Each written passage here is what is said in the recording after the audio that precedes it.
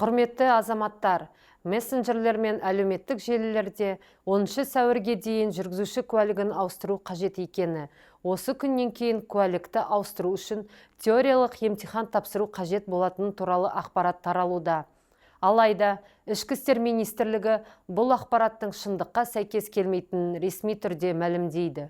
Жүргізуші куәліктерін беру және емтихандарды қабылдау қағидаларына сәйкес, жүргізуші куәлігін ауыстыру үшін азаматтан келесі құжаттар талап етіледі.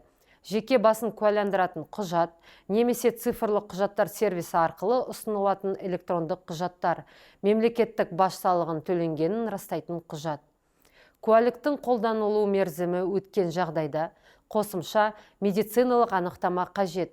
Жүргізуші куәлігін ауыстыру кезінде жол жүру ережелері бойынша емтихан тапсыру талап етілмейді. Сонымен қатар, көрнеу жалған ақпарат тарату Қазақстан Республикасының заңнамасына сай жауапкершілікке әкеп соғатындығы туралы ескертеміз.